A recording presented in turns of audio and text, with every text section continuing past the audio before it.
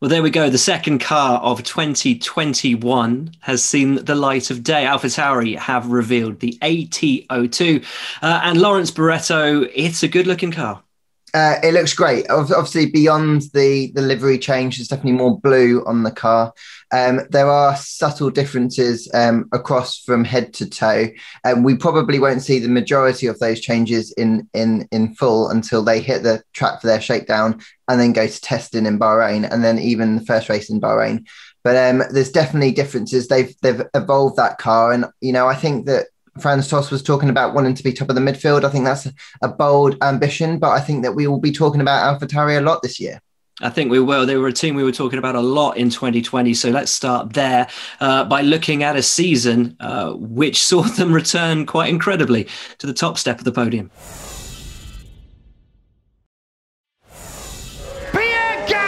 Wins the Italian Grand Prix. So as we said, Lawrence, 2020, a season where we spoke about AlphaTauri all the way through the year. There was obviously that win in Monza, but they were competitive from the off and constantly proving a thorn in the side for the teams which we had already just assumed would create that midfield battle. So over the course of the last few years, Red Bull and AlphaTauri have got closer in the way that they work together, and AlphaTauri has really benefited from that. And I think we saw the first fruits of that really last year as they were able to consistently compete in the midfield, but also in that kind of upper level. So it wasn't always like towards the bottom. You had a Pierre Gasly and at times Danny Kvyat fighting for very strong results. And it obviously peaked slightly fortuitously at Monza with that Grand Prix win. But like you say, that there were some real high points to the team last year. Yeah, they were, I think, consistently competitive throughout the year. And when you spoke to the guys at Racing Point and at McLaren about who they saw as the biggest threat and the biggest risk at the latter part of the season, and Renault as well, they would all say in that battle for third, actually, AlphaTauri are the ones that hold the ace cards here because they're the ones that can take points away from us in this battle. Definitely. And you even had a team like Ferrari who were talking about AlphaTauri, even to be in the conversation. There was a point during the season where Ferrari looked like they could even be beaten in the Constructors' Championship by that team. And I think that, if anything, I know Ferrari had a difficult year, but I think that shows how far that team had come. And absolutely, yeah. The fact that seventh in the Constructors seemed almost a disappointment. Yeah, and I think that's a good thing for that team because they were referred to for the first time last year by Red Bull as the sister team, not the junior team. And I feel like the objectives are changing slightly, still running youth, but still wanting to get good results. And I think that support from Red Bull will help change the mentality at that team. Well, let's have a look then at how things have changed into 2021.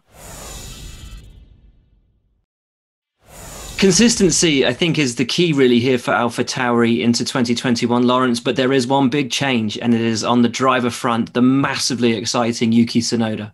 Yeah, we were talking about him a lot over the course of last year in F2, and there was a lot of speculation that he might get that promotion if he kind of kept up that form. And I think it was probably one of the unwritten news stories that we knew was going to happen. Even Danny Kvyat kind of accepted that his seat was lost to this rising star. It's been quite a trajectory for Yuki Tsunoda. Only really in the last 2 years has it become clear that he was going to have a shot at Formula One, and that's quite a step up. But every time that we've seen him in the car, I think he's had 4 opportunities now to drive a Formula One car. He's impressed the team, and it's looking good. It's looking good for him and for the team. Now, one of the changes that we're not going to see in 2021 is the ability that some teams have to sort of upgrade their parts and not take a hit for it. They could have taken the rear suspension as a free hit, and they chose not to. And that's a really interesting decision from AlphaTauri. Definitely. It seems like they've gone for stability in that area, but they must also be very happy with the concept and the direction that sets the rest of the car in. So it's interesting that they then spent their 2 development tokens on the front end. The front, we've got a new slimmer nose from what I can see. There'll be finer technical detail and analysis by Mark Hughes on Formula1.com, but they've gone for the front end of the car, and I think they feel that that's where they can get the most gains. Absolutely. Let's look then at what we've learned from the launch today.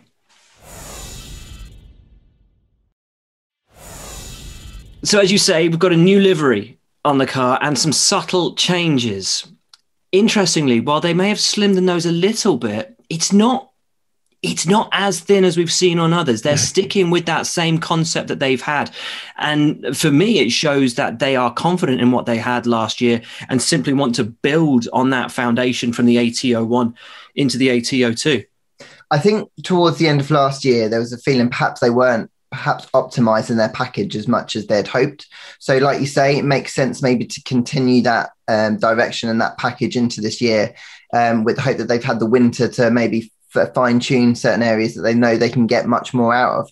We're in this funny year now with so much transition and change next year that it probably doesn't make sense for a team like AlphaTauri to make drastic changes when the trajectory is going so strongly. Yeah, absolutely. New livery hid, I think, a multitude of the changes. And obviously when you get those slightly tweaked images through as the press images, they're always going to be a little bit different. The car that we saw, the actual live real car was obviously the AT01 with this year's livery on it. The images that we've been sent, the livery itself is very clever. The white patches actually pull over that really interesting section between the front wheel and the side pod where all of that intricacy is going in this year. But even from some of the reverse shots that we've seen, a lot of detailing, the winglets by the rear wheels, also the diffuser as well. And these are going to be the really interesting design points for all teams and all cars and the biggest areas of development throughout the year. Agreed. You said it perfectly there. I think for a team like AlphaTauri as well, Francis is very proud. He's very proud of what his team produced, and it's those little details that you can see that they're very good at. They're very good at kind of using their budget wisely. So hopefully all those little bits that we'll hopefully get to have a closer look at testing will add together to add just even a couple of tenths of a second, which will really help push that goal to reach the top of the midfield. Well, it's a car that remains heavily based on the AT01. As you've said, consistency is key, but will that be a strength or a weakness going into this season? Well, Lawrence, that's the question. What are the team's strengths? What are the team's weaknesses going into this all-important year? I think strengths-wise, they've got Pierre Gasly in the car. This is his fourth full season in Formula One. Ever since he got demoted from Red Bull, he's actually got better, I think. And I think that bodes well for that team because they've got a good benchmark to then compare Yuki Tsunoda to. He's highly rated. I think Francis talks about accepting he's going to have a few moments where he's going to be weak because it's his first season. So when you've got that kind of balance between the two, I think it bodes well for the team. And I think that's a real strength for them this year. Yeah, absolutely. Pierre has been fantastic, really fantastic. Even before that win in Monza last year, he was already, I think, pretty much everybody's top 3 or 4 drivers in the sport just on his pure performance last season. If they have got the solid foundation of a car that they know, a car that they understand in the AT01 being developed into the AT02, they're not taking any big risks as per a McLaren, maybe even an Aston Martin from what we've seen from some of the hints that they've let out of where they've spent their tokens for this year. Could consistency be that strength? Could that solid foundation be what they need to lift them up from 7th? I think so. Francis was talking about they had 4 retirements last year and he was really frustrated with that. And it's almost like he looks on the negatives more than the positives. And I think that for them, that's a great thing because if that's the team mentality, that will hopefully really help them change all the small things they need to make that step this year and hopefully push for more consistency. And we saw McLaren, how strongly they did last year because of consistency. So if AlphaTauri can kind of hone that a little bit more this year, yeah, it could turn out to be a massive strength. But of course, in this incredibly tight midfield battle, the need for both drivers to score and score consistently well is key. Yuki Tsunoda, we know he's a massively exciting prospect. They have thrown him into every test that they can in an old car. He's run more laps at Misano than I think he probably thought he ever would. But this is a kid with just 100 race starts, full stop, to his name. He is young. He is inexperienced. No matter how promising he is, could that be a weakness for the team? I think so. And we kind of saw that in F2 last year. There were some moments where he had real high peaks, but then he obviously made a lot of mistakes. So I suppose it's how he can balance that this year and try and hopefully have it leaning towards better weekends than weaker weekends. So I think you're right. That could be tougher for them, especially if you've got a team like McLaren, say, who've got two drivers operating at a high level. Aston Martin, if Lance Stroll performs consistently, then they've got two drivers operating at a high level. It's going to be difficult for them. But another weakness, I think, potentially is that last year's car was built a lot around the year's car before. So that means effectively this car is an evolution of a 2-year-old car. And so that could hold them back a little bit if, like you were saying, Will, Aston Martin really push forward and some of these tweaks that McLaren have made, especially with the new engine, they push them forward. It could be a tougher year for AlphaTauri. But on the plus side, Honda, their last year as a full-time supplier to Formula One, and we know that they're throwing everything at it this season. And if they come in with the engine which they've always promised to, that could be a real ace up their sleeve. Definitely.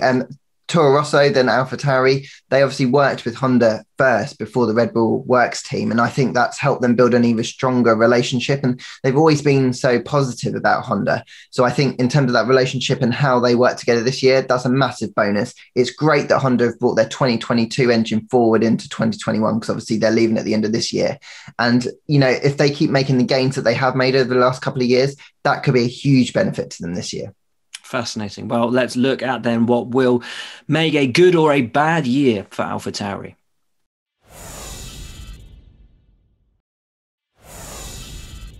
So, Lawrence, good year, bad year. Last year, bizarrely, was a great year for AlphaTauri, and yet when you look at their finishing position, it didn't look that positive. So what would be a good season for AlphaTauri? I was surprised, actually, that Pierre Gasly scored fewer points last year than he did the year before, because I felt like he performed much better. I think a good year would be for them to just remain in the midfield, solidly in the midfield, and have those high points, have some really strong weekends and concede that some weekends they're going to be weaker. So what would a bad season be? I think if they end up again where they are, I think 7th again would be disappointing, particularly if a team like Alfa Romeo, Haas or Williams beat them. I think that would be really bad, actually. I think they need to remain in that midfield pack that they're in at the moment, and that's got to be the bare minimum they achieve, I think.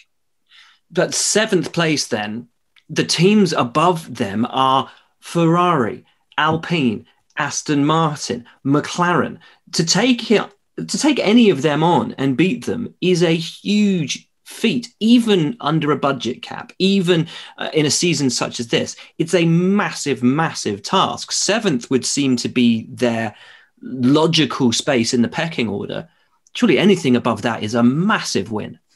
I think so, but you've got a lot of ambitious people there, haven't you? And I think Franz Tost has been so desperate to get a top 5 spot. And saying he wants to finish top of the midfield this year. That means, does the midfield now sort of go from 4th downwards? If Ferrari aren't a top 3 team, is the midfield from 3rd downwards, or is it still 4th downwards? Is McLaren expected to not be a midfield team anymore? I think it's probably from 4th downwards if Ferrari have done their job this year and are back up where their resources suggest they should be. But you're right, it could be a fight for the top 3. And if things go their way, if Aston Martin, McLaren have reliability problems, there's no reason why AlphaTauri, the efficient way they work, can't benefit from that. But then it can swing the other way quite quickly, and they could end up having a very difficult year.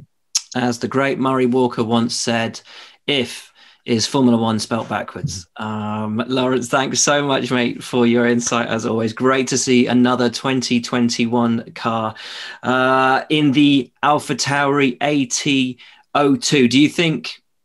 Okay, I'm not going to say a win. Do you think they can get back on the podium this year? I think they can definitely get back on the podium. I think I would be surprised if Pierre doesn't get 2 podiums. There you go. Wow.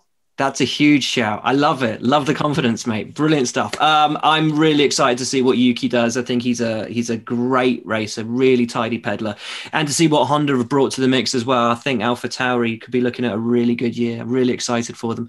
Thanks so much, mate. Thank you folks all for watching as well. Join us for the next launch, which is coming up in not too long a time, actually. Alfa Romeo on Monday. For now, though, from Lawrence, from me, thanks for tuning in, folks, and we'll see you soon.